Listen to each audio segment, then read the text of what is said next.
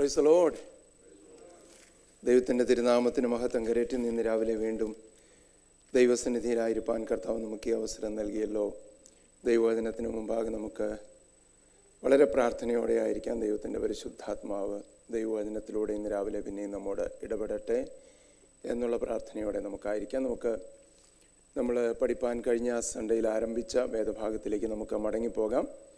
മത്തായി സുവിശേഷം അതിൻ്റെ 13-ാം അധ്യായം അതിൻ്റെ 44-ാമത്തെ വാക്യം വായിച്ച പാരബിള് ഉപമ അത് പഠിപ്പാൻ കഴിഞ്ഞ ആഴ്ചയിൽ നമുക്ക് ആരംഭിപ്പാൻ കർത്താവ് സഹായിച്ചു. ഒരിക്കൽ കൂടെ നമുക്കത് വായിക്കാം. ഒറ്റ വാക്യമാണല്ലോ.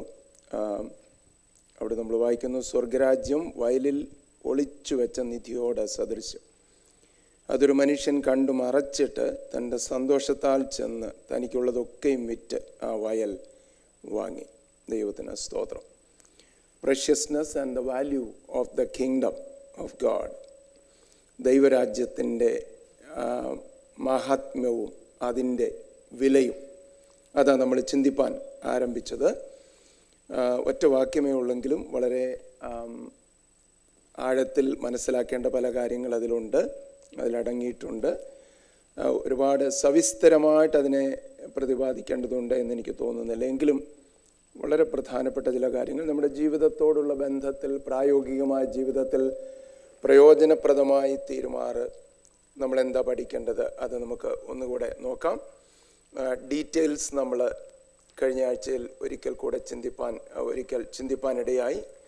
A man finds a treasure in the field. ഒരു മനുഷ്യൻ ഒരു ഫീൽഡിൽ, ഒരു വയലിൽ ഒരു നിധി കണ്ടെത്തുന്നു. അത് ഓൾറെഡി ഒളിച്ചു വെച്ചിരിക്കുന്ന ഒരു നിധിയോട് സദൃശ്യമെന്ന് എഴുതിയിരിക്കുന്നത്. രണ്ടാമത് നമ്മൾ അവിടെ വായിക്കുന്ന അത് ഒരു മനുഷ്യൻ കണ്ടിട്ട് അത് മറച്ചു വെച്ചു. തനിക്കത് വാങ്ങണം, അത് നഷ്ടപ്പെടരുത്, മറ്റാരും അത് കൊണ്ടുപോകരുത് എന്നുള്ള താല്പര്യത്തിൽ, ആഗ്രഹത്തിൽ അവനത് മറച്ചു വെച്ചു. എന്നിട്ട് he proceeds to buy the field. തനിക്കുള്ളതൊക്കെയും വിറ്റ്, സന്തോഷത്തോടെ ചെന്ന് തനിക്കുള്ളതൊക്കെയും വിറ്റ് ആ വയൽ വാങ്ങി. He sells everything in order to buy the field. And also it is written, he goes gladly in anticipation of acquiring the treasure that will be his. വലിയ സന്തോഷത്തോടെയാണ് പോകുന്നത്. തനിക്കുള്ളതെല്ലാം കൊടുക്കണം, പക്ഷേ വളരെ സന്തോഷത്തോടെ പോയിട്ട് ഈ വയൽ വാങ്ങുന്ന, ആ നിധി അടങ്ങിയ വയൽ വാങ്ങുന്ന സന്തോഷത്തോടെ പോകുന്ന മനുഷ്യനെയാണ് നമ്മൾ കാണുന്നത്. അതിൻ്റെ മീനിങ് അതാണ് നമ്മൾ കഴിഞ്ഞ ആഴ്ചയിൽ പഠിപ്പാൻ ആരംഭിച്ച meaning of the parable. Kingdom of heaven is worth infinitely more than the cost of discipleship. ദൈവരാജ്യം എന്ന് പറയുന്ന അതിൻ്റെ വില നമ്മൾ ശിഷ്യത്വത്തിന്, യേശുവിനെ അനുഗമിക്കുന്നതിന് വേണ്ടി കൊടുക്കേണ്ട വിലയേക്കാൾ എത്രയോ കൂടുതലാണ്, എത്രയോ വിലയേറിയതാണ് നമുക്ക് ലഭിക്കാൻ പോകുന്ന ദൈവരാജ്യം എന്ന് പറയുന്നത്. So the value of the kingdom of heaven is worth infinitely more than the cost of discipleship. അപ്പം ബുദ്ധിമാന്മാരായ ആളുകൾ എന്ത് ചെയ്യും? They will count the cost. അല്ലേ? വില എത്ര കൊടുക്കേണ്ടി വരും, എന്താണ് എനിക്കതിന് പകരമായിട്ട് കിട്ടാൻ പോകുന്നത് എന്ന് ചിന്തിക്കും. ബുദ്ധിമാന്മാരുടെ ലക്ഷണം അതാ. സോ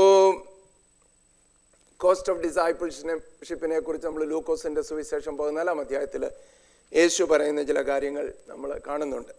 നിങ്ങളൊരുവൻ എൻ്റെ പിന്നാലെ, ആരെങ്കിലും എൻ്റെ പിന്നാലെ വരുവാൻ ഇച്ഛിച്ചാൽ തൻ്റെ അപ്പനെയും അമ്മയെയും ഭാര്യയെയും മക്കളെയും വീടും നിലങ്ങളും തൻ്റെ സ്വന്തം പ്രാണനെയും ത്യജിക്കാഞ്ഞാൽ എൻ്റെ പിന്നാലെ വരുവാൻ കഴിയുകയില്ല. അല്ലെങ്കിൽ പകയ്ക്കാഞ്ഞാൽ എൻ്റെ പിന്നാലെ വരുവാൻ തൻ്റെ ക്രൂശ് എടുത്തന്നെ അനുഗമിക്കാത്തവനും എൻ്റെ പിന്നാലെ എൻ്റെ ശിഷ്യനായിരിക്കാൻ കഴിയുകയില്ല. സോ ഭയങ്കര കോസ്റ്റാണെന്ന് നമുക്ക് തോന്നും അല്ലേ? അപ്പം കോസ്റ്റ് നോക്കണം. ഏത് കാര്യവും തീരുമാനിക്കുന്നതിന് മുമ്പ് അതിന് കൊടുക്കേണ്ട വില, ചിലവഴിക്കേണ്ടത് എന്ത് എന്ന് നമ്മൾ തട്ടിച്ചു നോക്കണം, താരതമ്യപ്പെടുത്തി നോക്കണം എന്നാണ് നമ്മൾ ഇവിടെ കാണുന്നത്. യേശു അതിന് പറഞ്ഞ ഉദാഹരണമാണ്, someone building a tower, for example. നിങ്ങൾ ആരെങ്കിലും ഒരുവൻ ഒരു ഗോപുരം പണിവാൻ ഇച്ഛിച്ചാൽ, അല്ലെങ്കിൽ പദ്ധതി ഉണ്ടാക്കിയാൽ, ഒരു ബിൽഡിങ് ബിൽഡ് ചെയ്യുവാൻ നിങ്ങൾ തീരുമാനമെടുത്താൽ അത് ആരംഭിക്കുന്നതിന് മുമ്പ് തന്നെ, ആ പണി ആരംഭിക്കുന്നതിന് മുമ്പ് ഇത് തുടങ്ങിയാൽ എനിക്ക് തീർക്കുവാൻ വകയുണ്ടോ എന്ന് നോക്കണം. തീർക്കുവാൻ വകയുണ്ടോ എന്ന് നോക്കണം. അല്ല എങ്കിൽ പണി തുടങ്ങിയിട്ട് തീർക്കുവാൻ കഴിയാതെ പോയാൽ മറ്റുള്ളവർ ഇവൻ പണി ആരംഭിച്ചു പക്ഷേ തീർക്കുവാനോ കഴിയുന്നതല്ല എന്ന് അവനെ പരിഹസിക്കും. അതാണ് നമ്മൾ വായിക്കുന്നത് ലൂക്കോസ് 14 25 മുതൽ 33 വരെയുള്ള വാക്യങ്ങളിൽ ശിഷ്യത്വത്തിൻ്റെ വിലയാ കർത്താവ് അവിടെ പറയുന്നത്. അപ്പം ഗോപുരം പണിയാൻ തുടങ്ങി, തീർക്കാൻ വകയില്ല, എല്ലാവരും അവനെ പരിഹസിക്കും.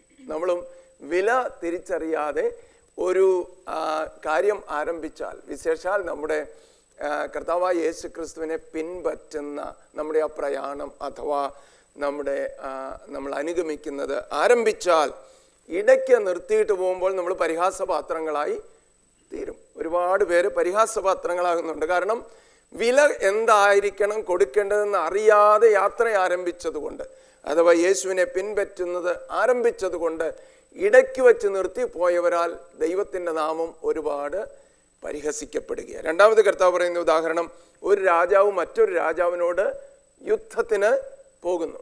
ഒരു രാജാവ് മറ്റൊരു രാജാവിന്, can we project it here also in the screen?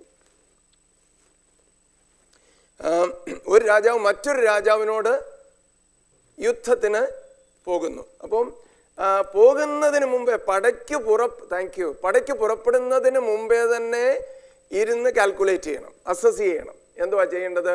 ഞാൻ 10,000-ആയിട്ടാണ് പടയ്ക്ക് പോകുന്നത്, എനിക്ക് നേരെ വരുന്നവൻ 20,000-ആയിട്ടാണ് വരുന്നത്. അപ്പോൾ 20,000-ആയിട്ട് വരുന്നവനെ നേരിടുവാൻ എൻ്റെ കൂടെയുള്ള 10,000 മതിയോ എന്ന് തട്ടിച്ചു നോക്കണം, താരതമ്യപ്പെടുത്തി നോക്കണം. അത് മതിയാവുകയില്ല എന്ന് ബോധ്യം വരുന്നുവെങ്കിൽ അവൻ ദൂരത്തിരിക്കുമ്പോൾ തന്നെ ദൂതന്മാരെ അയച്ച് സന്ധി ചെയ്തു കൊള്ളണം, സമാധാനത്തിനായിട്ട് അപേക്ഷിച്ചു കൊള്ളണം. സോ കൗണ്ട് ദ കോസ്റ്റ്, അതാ കർത്താവ് പറയുന്നു. അപ്പം ഇവിടെ ഈ വയല് വാങ്ങുന്നതിന് മുമ്പേ തന്നെ ഈ മനുഷ്യൻ ഒരു പക്ഷേ കോസ്റ്റ് കൗണ്ട് ചെയ്തു, അതിന് കൊടുക്കേണ്ട വില അവൻ തിരിച്ചറിഞ്ഞു. അത് തിരിച്ചറിഞ്ഞപ്പോൾ വില കൊടുക്കേണ്ടുന്ന വിലയും കിട്ടാൻ പോകുന്നതും തമ്മിൽ താരതമ്യപ്പെടുത്തിയപ്പോൾ അവന് മനസ്സിലായി, എനിക്ക് കിട്ടാൻ പോകുന്നത് ഏറെ വിലയേറിയതാണ്, ഞാൻ കൊടുക്കുന്നതിനേക്കാൾ എത്രയോ മേത്തരമായിട്ടുള്ളതാണ്, മഹത്വമേറിയതാണ് എനിക്ക് ലഭിക്കാൻ പോകുന്നതെന്ന് അവൻ തിരിച്ചറിഞ്ഞു. അതുകൊണ്ട് അവൻ സന്തോഷത്തോടെ ചെന്ന് തനിക്കുള്ളതൊക്കെയും വിറ്റ് ആ വയൽ വാങ്ങി. അപ്പം ഇത് this is what we should always take in our mind. നമ്മൾ എത്ര വില കൊടുക്കേണ്ടി വരുന്നു എന്ന് തോന്നിയാലും ദൈവരാജ്യത്തിന് വേണ്ടി യേശുവിനെ സ്വന്തമാക്കുവാൻ, യേശുവിലൂടെയുള്ള നിത്യജീവൻ സ്വന്തമാക്കുവാനായിട്ട് നമ്മൾ കോസ്റ്റ് ഒന്ന് തട്ടിച്ചു നോക്കുമ്പോൾ നമുക്ക് മനസ്സിലാകും, ഞാൻ ഈ കൊടുക്കുന്ന വില ഒന്നുമില്ല. അപ്പോസ്തലനായ പൗലോസ് പറഞ്ഞു, നൊടി നേരത്തേക്കുള്ള ലഘുവായ കഷ്ടം അത്യന്തം അനവധിയായി ദൈവത്തിൻ്റെ തേജസ്സിൻ്റെ ഖനം നമ്മിൽ വർദ്ധിപ്പിക്കുവാൻ ഇടയായിത്തീരും. അപ്പം ഇവിടുത്തെ കഷ്ടങ്ങളെ പൗലോസ് താരതമ്യം ചെയ്തപ്പോൾ മനസ്സിലായി, ഇത് എത്ര നാളത്തേക്കുള്ളതാ? നൊടി നേരത്തേക്കുള്ളതാ.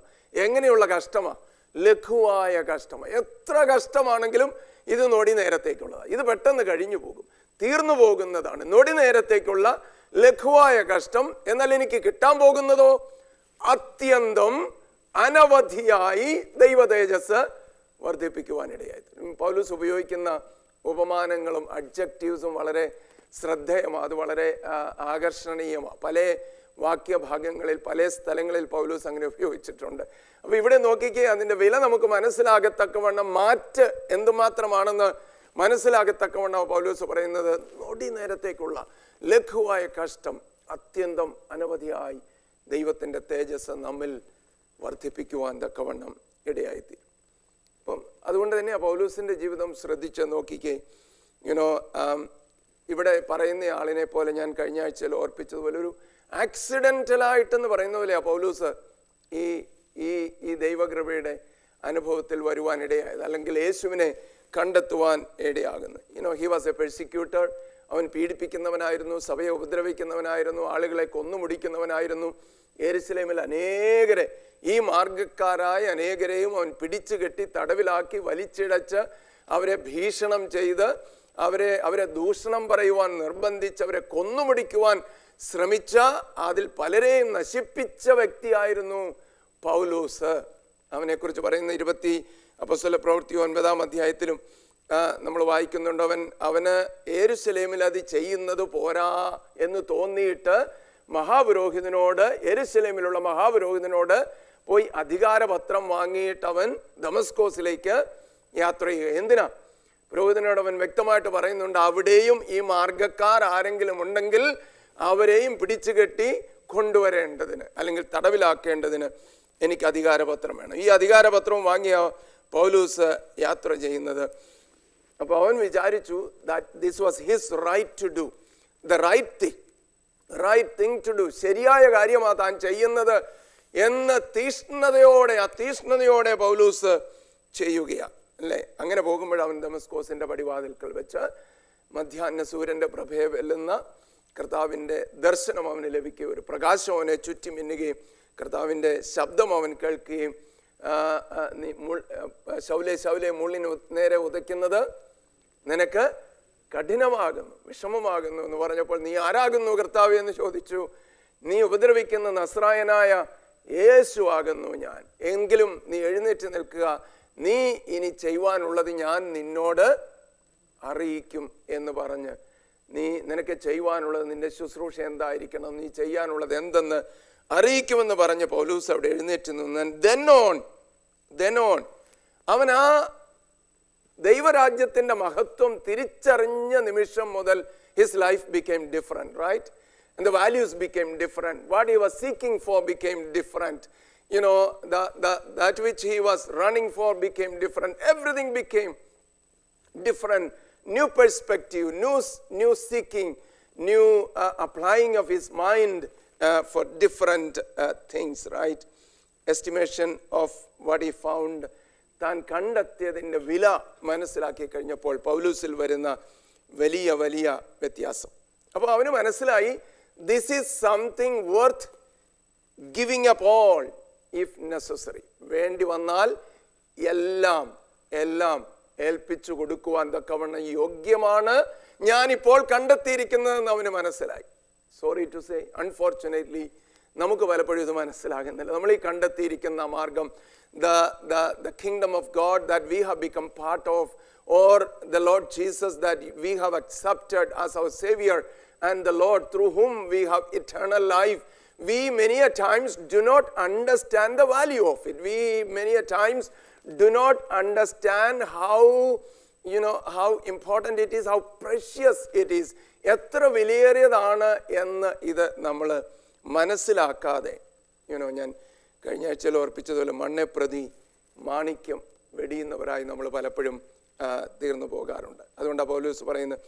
ഫിലിപ്പി ലേഖനം 3-ാം അധ്യായത്തിന്റെ 4 മുതലുള്ള വാക്യങ്ങളൊന്ന് വായിക്കാമോ? ഫിലിപ്പിയർ 3:4-11 വരെ. പക്ഷേ എനിക്ക് ജഡത്തിലും ആശ്രയിപ്പാൻ വകയുണ്ട്, മറ്റാർക്കാനും ജഡത്തിൽ ആശ്രയിക്കാം എന്ന് തോന്നിയാൽ എനിക്ക് അധികം. 8-ാം നാളിൽ പരിച്ഛേദനയേറ്റവൻ, ഇസ്രായേൽ ജാതിക്കാരൻ, ബെന്യാമീൻ ഗോത്രക്കാരൻ, എബ്രായരിൽ നിന്ന് ജനിച്ച എബ്രായൻ, ന്യായപ്രമാണം സംബന്ധിച്ച് പരീശൻ, ശുഷ്കാന്തി സംബന്ധിച്ച് സഭയെ ഉപദ്രവിച്ചവൻ, ന്യായപ്രമാണത്തിലെ നീതി സംബന്ധിച്ച് അനിന്യൻ. എങ്കിലും എനിക്ക് ലാഭമായിരുന്നതൊക്കെയും ഞാൻ ക്രിസ്തു നിമിത്തം ഛേദമെന്ന് എണ്ണിയിരിക്കുന്നു. അത്രയുമല്ല, എൻ്റെ കർത്താവായ യേശുക്രിസ്തുവിനെ കുറിച്ചുള്ള പരിജ്ഞാനത്തിൻ്റെ ശ്രേഷ്ഠത നിമിത്തം ഞാൻ ഇപ്പോഴും എല്ലാം ഛേദമെന്ന് എണ്ണുന്നു. ആമേൻ. പൗലോസ് ആർക്കെങ്കിലും ജഡത്തെക്കുറിച്ച് പ്രശംസിക്കാനുണ്ട്. If there is anyone, if anyone has anything to boast about, his own flesh, his background, his the background from which he has come, ഇത് ആർക്കെങ്കിലും പറയാനുണ്ടെങ്കിൽ എനിക്ക് ഏറ്റവും അധികമായിട്ട് ഉണ്ട്. എന്നിട്ടാണ് പൗലോസ് പറയുന്നത്, ഞാൻ ഇസ്രായേൽ ജാതിക്കാരനാണ്, ബെന്യാമിൻ ഗോത്രക്കാരനാണ്, 8-ാം നാളിൽ പരിച്ഛേദനയേറ്റവനാണ്, ന്യായപ്രമാണം സംബന്ധിച്ച പരീശനാണ്, ശുഷ്കാന്തി സംബന്ധിച്ച് സഭയെ ഉപദ്രവിച്ചവനാണ്. ഇതെല്ലാം എനിക്കുണ്ട്. എങ്കിലും കർത്താവായ യേശു ക്രിസ്തുവിലെ പരിജ്ഞാനത്തിന്റെ ശ്രേഷ്ഠത നിമിത്തം, for the excellence of the knowledge that is there in Jesus Christ, I count everything but dung that I may win Christ. യേശുവിനെ നേടേണ്ടതിന്. പിന്നെയും പൗലോസ് പറയുക, ഇപ്പം ആദ്യം പറഞ്ഞു ഞാൻ ലാഭമായിരുന്നതൊക്കെ ഛേദമെന്ന് എണ്ണുന്നു. രണ്ടാമത് പറഞ്ഞു ഞാൻ എല്ലാം ഛേദമെന്ന് എണ്ണുന്നു. മൂന്നാമത് പറയും എല്ലാം ഞാൻ ചപ്പും ചവറുമെന്ന് എണ്ണുന്നു. When he continued comparing, he understood the nothingness, the rubbish, how rubbish these things are, the things of this world. And so he says that I count everything but dung, but as rubbish. When I really consider the value of what I have got, then I understand that these are nothing. ഇതൊന്നുമില്ല എന്ന് ഞാൻ തിരിച്ചറിയുന്നെന്ന് മാത്രമല്ല, ഇതിനെയൊക്കെ ചപ്പൊന്നും ചവറൊന്നും ഞാൻ എണ്ണുന്നു എന്ന പൗലോസ് പറയുന്നത്. ദൈവത്തിന് സ്തോത്രം. So it's such a wonderful example that we see in the life of Apostle Paul. അതുകൊണ്ട് പൗലോസ് കൊരിന്ത്യ ലേഖനത്തിൽ പറയുന്നത് we have this treasure in the earthen vessel. ഈ നിക്ഷേപം നമുക്ക് മൺപാത്രങ്ങളിൽ പകർന്നിരിക്കുകയാണ്. നോക്കിയിട്ട് പൗലോസ് തന്നെ പറയുന്നുണ്ട്, പുറമേ ഉള്ളത് ഇങ്ങനെ ക്ഷയിച്ചു പോകുന്നതാ, ഉടഞ്ഞു പോകുന്നതാ, പൊട്ടിപ്പോകുന്നതാ, പക്ഷെ അകമേ ഉള്ളത് നിലനിൽക്കുന്നതാ. മൺപാത്രങ്ങളിൽ ഈ നിക്ഷേപം നൽകിയിരിക്കുകയാ. ദൈവത്തിന് സ്തോത്രം. So considering the kingdom as a great treasure, that is very very important with this parable. ഈ പാരബിളുമായിട്ട് ബന്ധപ്പെട്ട് പഠിക്കുമ്പോൾ ചിന്തിക്കുമ്പോൾ അത് ഏറ്റവും അതിപ്രാധാന്യമുള്ളതാ. ഇനി നോക്കാം നമുക്ക് what actually makes the kingdom valuable. എന്തുകൊണ്ടാണ് നമ്മൾ പറയുന്നത് this kingdom is so valuable that we have come to, that we have received, we have become part of. Why do we say that this is so valuable?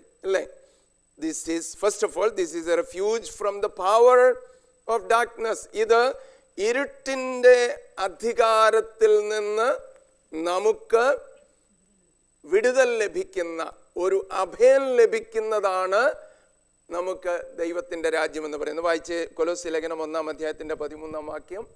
നമ്മെ ഇരുട്ടിന്റെ അധികാരത്തിൽ നിന്ന് തൻ സ്നേഹസ്വരൂപനായ പുത്രന്റെ രാജ്യത്തിലാക്കി വെക്കുകയും ചെയ്ത പിതാവിന് സന്തോഷത്തോടെ സ്തോത്രം ചെയ്യുന്നവരാകണം എന്നും അപേക്ഷിക്കുന്നു. ഇരുട്ടിന്റെ അധികാരത്തിൽ നിന്ന് വിടുവിച്ച്, നമ്മെ ഇരുളിൽ നിന്ന് വിടുവിച്ച്, ഇരുട്ടിന്റെ അധികാരത്തിൽ നിന്ന് വിടുവിച്ച് ഇപ്പോൾ എവിടെയാക്കിയിരിക്കുക? സ്നേഹസ്വരൂപനായ പുത്രന്റെ രാജ്യത്തിൽ ആക്കി വെച്ച ദൈവത്തിന് സന്തോഷത്തോടെ മഹത്വം പിതാവിന് സന്തോഷത്തോടെ സ്തോത്രം കരയറ്റുന്നവരാകണം എന്ന് അപേക്ഷിക്കുന്നു. സ്തോത്രം. അപ്പോൾ നമ്മെ ഇരുട്ടിൻ്റെ അധികാരത്തിൽ നിന്ന് വിടുവിച്ച് സ്നേഹസ്വരൂപനായ പുത്രന്റെ രാജ്യത്തിലാക്കി വെച്ചിരിക്കുക. അതുകൊണ്ട് തന്നെയാണ് നമ്മൾ പറയുന്നത് this kingdom is so valuable for us. നമ്മൾ എഫേസ്യ ലേഖനത്തിൽ വായിക്കുന്ന എഫേസ്യർ 2:1 മുതലുള്ള വാക്യത്തിൽ അതിക്രമങ്ങളിലും പാപങ്ങളിലും മരിച്ചവരായിരുന്ന നിങ്ങളെയും അവൻ ഉയർപ്പിച്ചു. Ephesians chapter 2 verses 1-3. നിങ്ങളെയും അവൻ ഉയർപ്പിച്ചു. എന്ത് ചെയ്തു? നിങ്ങളെ സ്വർഗസ്ഥലങ്ങളിൽ ഇരുത്തിയിരിക്കുക. അവയിലായിരുന്നപ്പോൾ, അതിക്രമങ്ങളിലും പാപങ്ങളിലും നിങ്ങൾ മരിച്ചവരായിരുന്നപ്പോൾ, ഈ ലോകത്തിന്റെ കാലഗതിയെ ആകാശത്തിന്റെ അധികാരത്തിനും അനുസരണക്കേടിന്റെ മക്കളിൽ ഇപ്പോൾ വ്യാപരിക്കുന്ന ആത്മാവിനും അധിപതിയായവനെയും അനുസരിച്ച് ഈ ലോകത്തിന്റെ കാലഗതി, അല്ലെങ്കിൽ ജഡത്തിനും മനോവികാരങ്ങൾക്കും എല്ലാം അനുസരിച്ച് നടന്നു. ഈ അനുസരണക്കേടിന്റെ മക്കളിൽ വ്യാപരിക്കുന്ന ആത്മാവിന് നിങ്ങൾ അധിപതിയായി നടന്നു. അവരുടെ ഇടയിൽ നാം എല്ലാവരും മുമ്പേ നമ്മുടെ ജഡമോഹങ്ങളിൽ നടന്ന് ജഡത്തിനും മനോവികാരങ്ങൾക്കും ഇഷ്ടമായത് ചെയ്തും കൊണ്ട് മറ്റുള്ളവരെ പോലെ പ്രകൃതിയാൽ ദൈവ കോപത്തിന്റെ മക്കൾ ആയിരുന്നു.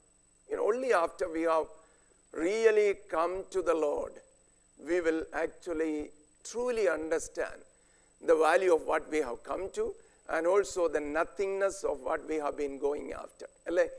ഇതിലേക്ക് വന്നു കഴിയുമ്പോഴാണ്, ഈ കൃപ അനുഭവിക്കാൻ തുടങ്ങി കഴിയുമ്പോഴാണ് മനസ്സിലാകുന്നത് നമ്മൾ ഇത്രയും നാളും പിന്തുടർന്ന് എത്ര വില കുറഞ്ഞ കാര്യങ്ങളുടെ പിന്നാലെയായിരുന്നു. Are you with me? പലപ്പോഴും നമ്മൾ തിരിച്ചറിയുന്നില്ല. അതിലായിരിക്കുമ്പോൾ നമ്മൾ അതിനുവേണ്ടി എത്ര വലിയ അധ്വാനമാണ് കഴിച്ചത്, എത്ര വലിയ താല്പര്യത്തോടെയാണ് അതിനുവേണ്ടി ജീവിച്ചത്. എന്നാൽ റിയലി വർത്തായിട്ടുള്ളത്, യഥാർത്ഥ വിലയുള്ളത് കയ്യിൽ കിട്ടിക്കഴിയുമ്പോഴാണ് നമ്മൾ മനസ്സിലാക്കുന്നത് ഇത്രയും നാളും ഓടിയതും അധ്വാനിച്ചതെല്ലാം വെറുതും ഏറ്റവും വില കുറഞ്ഞതിന് ആയിരുന്നല്ലോ എന്നുള്ളത്. So we were under that influence once, but now we have been brought to a different kingdom അല്ലേ? അതാ നമ്മൾ പത്രോസിൻ്റെ ലേഖനത്തിൽ പത്രോസ് പറയുന്നത് പോലെ അല്ലേ, നിങ്ങളോ അന്ധകാരത്തിൽ തന്നെ അത്ഭുത പ്രകാശത്തിലേക്ക് വിളിച്ചവൻ്റെ സൽഗുണങ്ങളെ ഘോഷിപ്പാൻ തക്കവണ്ണം തിരഞ്ഞെടുക്കപ്പെട്ട രാജകീയ വർഗം, പുരോഹിത വംശം, വിശുദ്ധ ജനം ആകുന്നു എന്ന് പറയുന്നു. So we have been chosen അല്ലെ, വി ഹാവ് ബീൻ ചോസൺ. രാജകീയ പുരോഹിത വർഗമാണ്, സ്വന്തം ജനമാണ്, വിശുദ്ധ വർഗമാണ് ആയിട്ട് നമ്മെ തിരഞ്ഞെടുത്തിരിക്കുകയാണ്. ഇരുട്ടിൽ നിന്ന്, അന്ധകാരത്തിൽ നിന്ന് അത്ഭുത പ്രകാശത്തിലേക്ക് വിളിച്ചവന്റെ സൽഗുണങ്ങളെ ഘോഷിപ്പാൻ തിരഞ്ഞെടുക്കപ്പെട്ട ജാതി, രാജകീയ പുരോഹിത വർഗം. ദൈവത്തിന് സ്തോത്രം. സോ ഇതിന്റെ വില നമ്മൾ മനസ്സിലാകുന്നത് because this is such A refuge from darkness. നമ്മളെല്ലാവരും ഇരുളിലായിരുന്നവരായിരുന്നു, ഇരുളിൽ ജീവിച്ചവരായിരുന്നു, നമ്മൾ ഇരുൾ മൂടിയവരായിരുന്നു, നമ്മുടെ പ്രവൃത്തികൾ ഇരുളിലായിരുന്നു. നമ്മൾ ദൈവവചനത്തിൽ വായിക്കുന്ന പോലെ നാമോ പകലിനുള്ളവരാകയാൽ ഇരുളിലുള്ളവരെ പോലെ അല്ല അല്ലേ. മദ്യപിക്കുന്നവർ രാത്രി മദ്യപിക്കുന്നു, മോഷ്ടിക്കുന്നവർ രാത്രിയിൽ മോഷ്ടിക്കുന്നു. Exceptions are there of course, but mostly right. So ഇതെല്ലാം ഇരുളിൻ്റെ പ്രവർത്തികളാണ്. ഇരുളിൻ്റെ പ്രവർത്തികളിൽ നമ്മെ വിടുവിച്ചു, ആ ഇരുട്ടിൻ്റെ രാജ്യത്തിൽ നിന്ന് സ്നേഹസ്വരൂപനായ പുത്രൻ്റെ രാജ്യത്തിലാക്കി വെച്ചു എന്നാണ് നമ്മൾ വായിക്കുന്നത്. ദൈവത്തിന് സ്തോത്രം. So this kingdom becomes our refuge, and now we know the preciousness of it, the value of it. Next one, this kingdom is a domain of righteousness, peace and joy. റോമർ 14:17 വായിച്ചേ. റോമർ 14:17.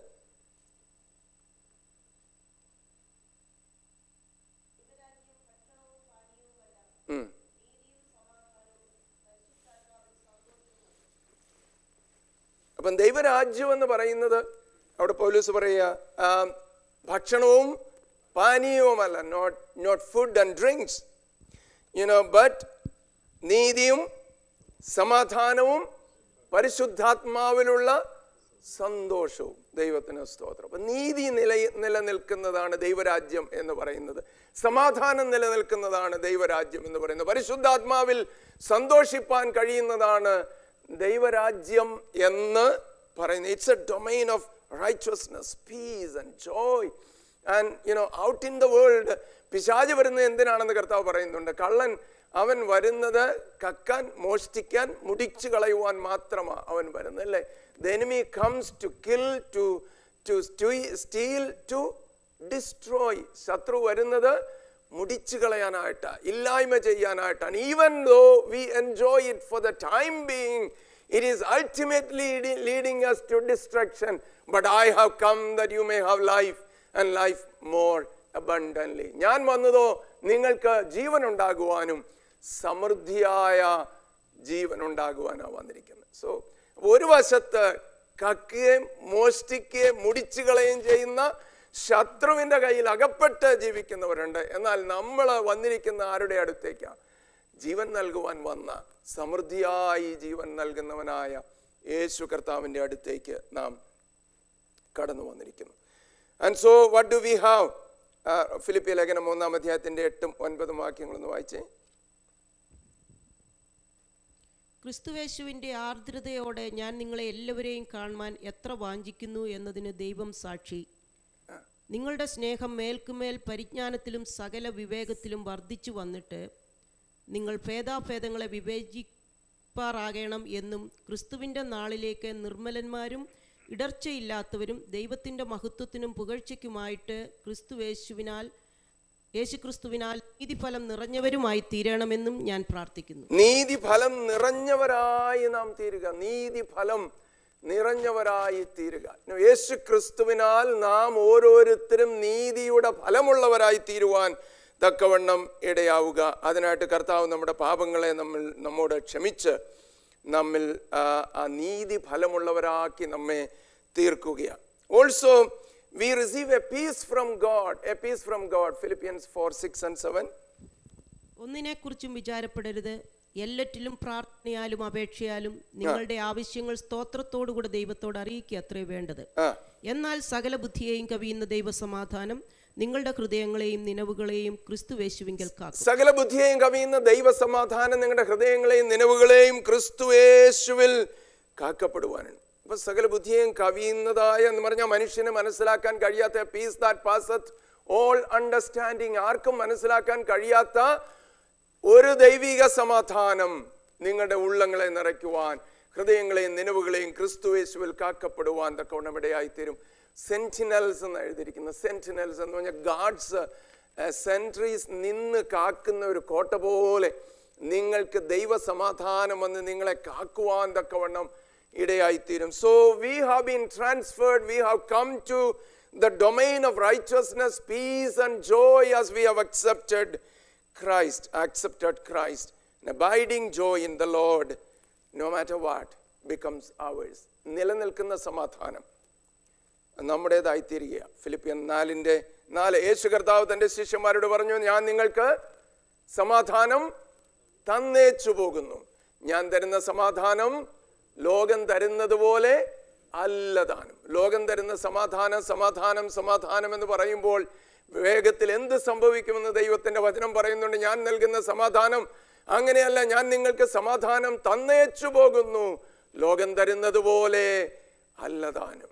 ഭയത്തിൻ്റെ മധ്യത്തിലും കെയോസിൻ്റെ മധ്യത്തിലും എല്ലാം നശിച്ച് തകർന്ന് നാമാവശേഷമാകുന്നെന്ന് തോന്നുമ്പോഴും അതിൻ്റെ മധ്യത്തിലും സമാധാനിക്കുവാൻ കഴിയുന്ന ഒരാളാണ് ദൈവത്തിൻ്റെ പൈതലെന്ന് പറയുന്നത്. ഒരു ദൈവദാസൻ അതിനെ ഉപമിച്ചതുപോലെ ആടുന്ന കൊമ്പിലെ പാടുന്ന പക്ഷിയെന്ന്.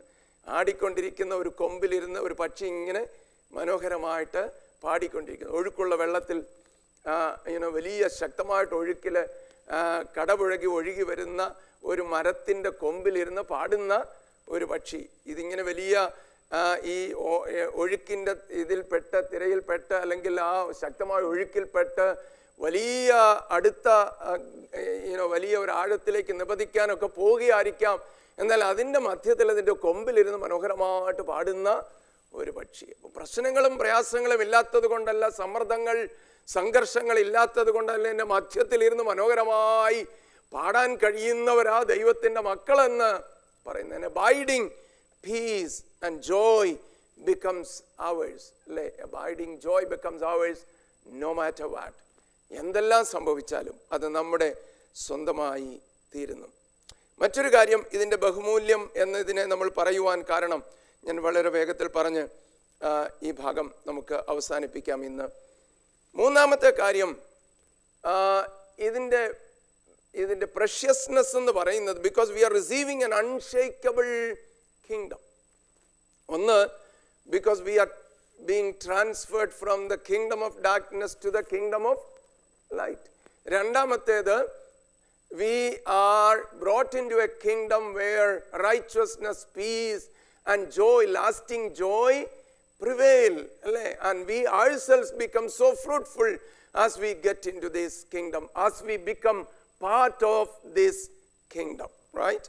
Now third one, because we receive an unshakable kingdom, an unshakable kingdom. What is the proof? Shall we read Hebrews chapter 12 verses 25 to 29? അരുളി ചെയ്യുന്നവനെ നിരസിക്കാതിരിപ്പാൻ നോക്കുവിൻ. ഭൂമിയിൽ അരുളി ചെയ്തവനെ നിരസിച്ചവർ തെറ്റി ഒഴിയാതിരുന്നു എങ്കിൽ സ്വർഗത്തിൽ നിന്ന് അരുളി ചെയ്യുന്നവനെ നാം വിട്ടുമാറിയാൽ എത്രയധികം. അവന്റെ ശബ്ദം അന്ന് ഭൂമിയെ ഇളക്കി. ഇപ്പോഴോ ഞാൻ ഇനി ഒരിക്കൽ ഭൂമിയെ മാത്രമല്ല ആകാശത്തെയും ഇളക്കും എന്ന് അവൻ വാഗ്ദത്തം ചെയ്തു. ഇനി ഒരിക്കൽ എന്നത് ഇളക്കമില്ലാത്തത് നിലനിൽക്കേണ്ടതിന് നിർമ്മിതമായ ഇളക്കമുള്ളതിനും മാറ്റം വരുമെന്ന് സൂചിപ്പിക്കുന്നു. ആകയാൽ ഇളകാത്ത രാജ്യം പ്രാപിക്കുന്നത് കൊണ്ട് നാം നന്ദിയുള്ളവരായി ദൈവത്തിന് പ്രസാദം വരുമാറ് ഭക്തിയോടും ഭയത്തോടും കൂടെ സേവ ചെയ്യുക. നമ്മുടെ ദൈവം ദഹിപ്പിക്കുന്ന അഗ്നിയല്ലോ. ആകയാൽ നാം ഇളകാത്ത രാജ്യം പ്രാപിക്കേണ്ടതിനപ്പം നിർമ്മിതമായ ഇളക്കമുള്ളതിനെ മാറ്റി ഇളക്കമില്ലാത്തത് സ്ഥാപിക്കും.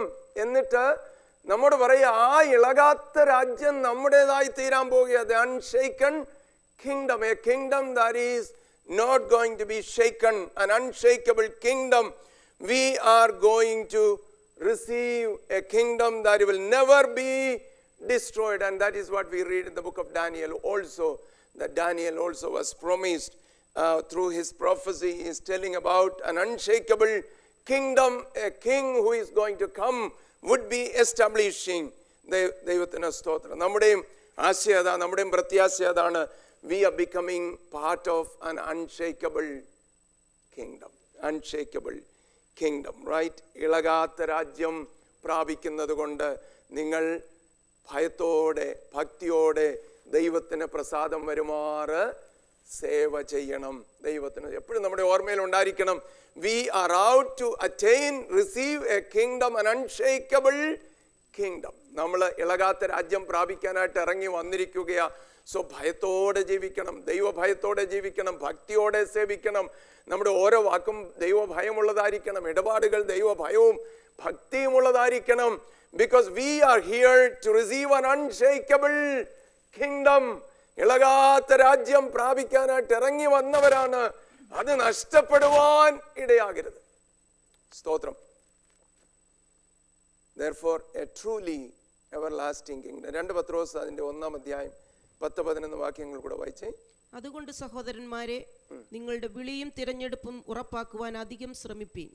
ഇങ്ങനെ ചെയ്താൽ നിങ്ങൾ ഒരു നാളും ഇടറിപ്പോകാതെ നമ്മുടെ കർത്താവും രക്ഷിതാവുമായ യേശുക്രിസ്തുവിൻ നിത്യരാജ്യത്തിലേക്കുള്ള പ്രവേശനം ധാരാളമായി പ്രാപിക്കും. അവന്റെ നിത്യരാജ്യത്തിലേക്കുള്ള പ്രവേശനം ധാരാളമായി പ്രാപിക്കും. ദൈവത്തിന് സ്തോത്രം. നിത്യരാജ്യമാണ്. നമ്മളെ തന്നെ നമ്മൾ സൂക്ഷിക്കണം, ഇടറിപ്പോകാതിരിക്കുവാൻ തക്കവണ്ണം നമ്മൾ സൂക്ഷിക്കണം. Because and the kingdom that we have become part of is an unshakable kingdom. ദൈവത്തിന് സ്തോത്രം. So first of all, we have been transferred from the kingdom of darkness to the kingdom of light. Secondly, we are brought into a kingdom where righteousness, peace and joy prevail. Thirdly, we are receiving an unshakable kingdom. Fourthly, also we are destined for eternal glory. നമ്മെ എന്തിനായിട്ട് നിയമിച്ചിരിക്കുകയാ? നിത്യമായ മഹിമയ്ക്കായിട്ട് നമ്മെ നിയമിച്ചിരിക്കുകയാ. 1 കൊരിന്ത്യർ 15-ാം അധ്യായത്തിന്റെ 21 മുതൽ ഒന്ന് വായിച്ച് 21 മുതൽ 26 വരെ. 1 Corinthians 15:21-26. മനുഷ്യൻ മൂലം മരണമുണ്ടാകയാൽ മരിച്ചവരുടെ പുനരുത്ഥാനവും മനുഷ്യൻ മൂലമുണ്ടായി. ആദാമിൽ എല്ലാവരും മരിക്കുന്നത് പോലെ ക്രിസ്തുവിൽ എല്ലാവരും ജീവിപ്പിക്കപ്പെടും. ഓരോരുത്തനും താന്താന്റെ നിരയിലത്രേ. ആദ്യഫലം ക്രിസ്തു, പിന്നെ ക്രിസ്തുവിനുള്ളവർ അവന്റെ വരവിങ്കൽ, പിന്നെ അവസാനം. അന്ന് അവൻ എല്ലാ വാഴ്ചയ്ക്കും അധികാരത്തിനും ശക്തിക്കും നീക്കം വരുത്തിയിട്ട് രാജ്യം പിതാവായ ദൈവത്തെ ഏൽപ്പിക്കും. അവൻ സകല ശത്രുക്കളെയും കാൽ കീഴാക്കുവോളം വാഴേണ്ടതാകുന്നു. ഒടുക്കത്തെ ശത്രുവായിട്ട് മരണം നീങ്ങിപ്പോകും. ആമേൻ. അപ്പം we are destined for eternal glory. നമ്മെ നിത്യമായ ആ മഹിമയ്ക്ക് വേണ്ടി നാം നിയമിക്കപ്പെട്ടവരാണ് എന്നുള്ളത് ഓർപ്പിച്ചുണർത്തുന്ന അനേകം ഭാഗങ്ങൾ ദൈവത്തിൻ്റെ വചനത്തിലുണ്ട്. മരണം നീങ്ങിപ്പോകും, പിന്നെ മരണമില്ല, പിന്നെ ദ്രവത്വമില്ല. ഈ ദ്രവത്വമുള്ളത് അദ്രവത്വത്തെ പ്രാപിക്കുന്ന സമയം വരാൻ പോയി. താഴ്മയുള്ളത് മഹിമയുള്ളതിനെ പ്രാപിക്കും. ഈ ഭൗമികമായത് സ്വർഗീയമായതിനെ പ്രാപിക്കും. ഈ നശ്വരമായത് അനശ്വരമായതിനെ നിത്യമായതിനെ പ്രാപിക്കും. This is the comparison that we see in the word of God time and again, repeatedly seen in the word of God. And if we do not have this hope, we have the most wretched beings on the earth.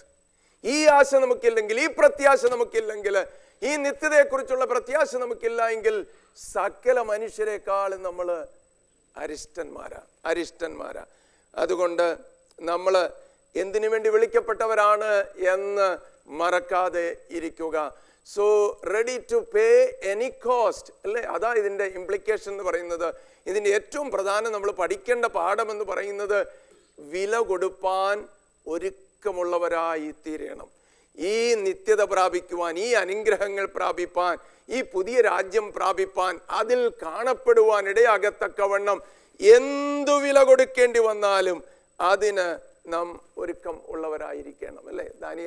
ദാനിയേലിൻ്റെ പുസ്തകത്തിൽ ദൈവമായ കർത്താവ് പറയുന്നുണ്ട്, ദാനിയേലിനോട് പറയുന്നുണ്ട്, many of those people who sleep in dust of the ground will awake, അല്ലേ? അനേകര് പൊടിയിൽ ഉറങ്ങുന്ന അനേകരും ഉണർന്നുവരും. ചിലർ നിത്യമായ ലജ്ജയ്ക്കായിട്ടും ചിലർ നിത്യമഹിമയ്ക്കായിട്ടും ഉണർന്നു വരും. ബുദ്ധിമാന്മാരോ ആകാശമണ്ഡലത്തിലെ പ്രഭ പോലെ, പലരെയും നീതിയിലേക്ക് തിരിച്ചവർ നക്ഷത്രങ്ങളെ പോലെയും എന്നുമെന്നും എന്നുമെന്നും ശോഭിക്കും. Eternal glory. They will leave as sun and suns and stars forever and ever, like the brightness and expanse of heaven, and those who lead many to righteousness like the stars forever and ever. അതാ പറയുന്നത്, നക്ഷത്രങ്ങളെ പോലെ എന്നുമെന്നും ശോഭിക്കും. ഇതിലേക്കാണ് നമ്മളെ വിളിച്ചിരിക്കുന്നത് അല്ലേ? നമുക്കും അതുകൊണ്ട് ഇന്ന് രാവിലെ നമുക്കും ഒന്ന് ചോദിച്ചു നോക്കാം. വില കൊടുത്തവരോട് ചോദിച്ചു നോക്കിയാൽ അവർ പറയും, why I was ready to pay this price. The people who died as martyrs, you think they were fools that they put everything at stake, and they died for the name of the Lord. A man by the name Polycarp, he was 84 years old, and he was a disciple of the Lord Jesus Christ, a direct disciple of Apostle John, and he was the bishop of Smyrna. And he was charged against, by the Roman authorities, and he was asked to recant his faith on Christ, and he was brought before the governor. Looking at him and considering his age, the Roman governor said, I am ready to give a concession to you. If you are ready to recant your faith on Christ, I will set you free. നിന്നെ വെറുതെ വിടാം, യേശുവിലുള്ള വിശ്വാസം ത്യജിച്ച് പറഞ്ഞാൽ മതി. അവൻ പറഞ്ഞു, to recant my faith on Jesus. യേശുവിലുള്ള വിശ്വാസം ത്യജിക്കാനോ? 84 years I have known him. He has never done any harm to me. But how can I recant my faith on him, disown him at the fag end of my life? എൻ്റെ ജീവിതത്തിൻ്റെ അവസാനത്തിൽ അവനെ ഞാൻ എങ്ങനെ ത്യജിച്ചു പറയും എന്ന് പറഞ്ഞു. ആ മനുഷ്യനെ ആ സ്റ്റേക്കിനോട് ചേർത്ത് ഒരു പില്ലറിനോട് ചേർത്ത് ബന്ധിച്ച് തുണി കൊണ്ട് പൊതിഞ്ഞ് എണ്ണ ഒഴിച്ച് കത്തിച്ച് കൊന്നൊടുക്കുവാൻ തക്കണം. Ask all these martyrs, why did you choose to die for the name of the Lord? സ്തെഫാനോസിനോട് ചോദിച്ചാൽ അവൻ പറയും, even when I saw the people were about to stone me, kill me, എന്നെ ഫിനിഷ് ചെയ്യാനായിട്ട് കല്ലുകളും പിടിച്ചു നിൽക്കുന്ന ആളുകളെ ഞാൻ കണ്ടപ്പോഴും ഞാൻ മറ്റൊരു കാഴ്ച കണ്ടു. സ്വർഗം തുറന്നിരിക്കുന്നതും അവിടെ ദൈവത്തിന്റെ പുത്രൻ മഹിമയുടെ വലത്തുഭാഗത്ത് നിൽക്കുന്ന കാഴ്ചയും ഞാൻ കണ്ടു. ദൈവത്തിന് സ്തോത്രം. വില കൊടുക്കുവാൻ ഞാൻ ഒരുക്കമുള്ളവനായിരുന്നു. പത്രോസ്, അപ്പോസ്തലനായ പത്രോസ്, പൗലോസ്, ഇവരെല്ലാം മരിച്ചപ്പോൾ ഞാൻ നല്ല പോർ പൊരുതി, ഓട്ടം തികച്ചു, വിശ്വാസം കാത്തു.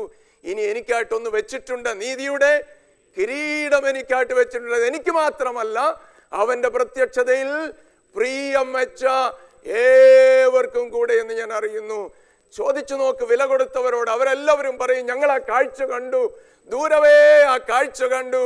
We received that vision, and the question is, how many of us have that vision this morning? നമ്മൾ എത്ര പേർക്ക് ആ വിഷൻ ഉണ്ട് അല്ലേ? നമുക്ക് എങ്ങനെ പറയുവാൻ കഴിയും? ദൈവത്തിന് സ്തോത്രം. Because you have received an insight about this. ബുദ്ധിമാന്മാർ എന്ന് പറയുന്ന അവരെയാണ്, ഈ ഇൻസൈറ്റ് കിട്ടിയവരാണ് യഥാർത്ഥ ബുദ്ധിമാന്മാർ. People who are really wise are these people who received this insight. ആ കാഴ്ച ഞാൻ കണ്ടു. Because of which I am ready to leave anything. ദൈവത്തിന് സ്തോത്രം. ഇന്ന് രാവിലെ നമുക്ക് നമ്മെ തന്നെ ദൈവകരങ്ങളിൽ ഏൽപ്പിക്കാം. നമുക്ക് പ്രാർത്ഥനയ്ക്കായിട്ട് നമ്മുടെ കണ്ണുകളെ അടയ്ക്കുകയും ദൈവസന്നിധി തലകളെ വണക്കുകയും ചെയ്യാം. ആരാധനയ്ക്കായിട്ട് നമുക്ക് ഒരുങ്ങാം. ദൈവത്തിന് സ്തോത്രം. ദൈവമായ കർത്താവിൻ്റെ സാന്നിധ്യം ഇന്നുടനീളം നമുക്ക് അനുഭവിക്കണം. ഈ കാഴ്ച നമുക്ക് കണ്ടുകൊണ്ടേയിരിക്കണം. ഈ ദർശനം നമുക്ക് കിട്ടിക്കൊണ്ടേയിരിക്കണം. ആരാധന മധ്യേ ദൈവരാജ്യത്തിൻ്റെ അതിൻ്റെ മഹത്വം, അതിൻ്റെ വലിപ്പം, അതിൻ്റെ മാഹാത്മ്യം, അതിൻ്റെ വില തിരിച്ചറിഞ്ഞ് അവനെ ആരാധിപ്പാൻ, അതിനായി നമ്മെ തന്നെ ഏൽപ്പിക്കുവാൻ പിന്നെയും നമ്മെ ദൈവമിടയാക്കട്ടെ. ഈ വചനങ്ങളാൽ ദൈവമായ കർത്താവ് നമ്മെ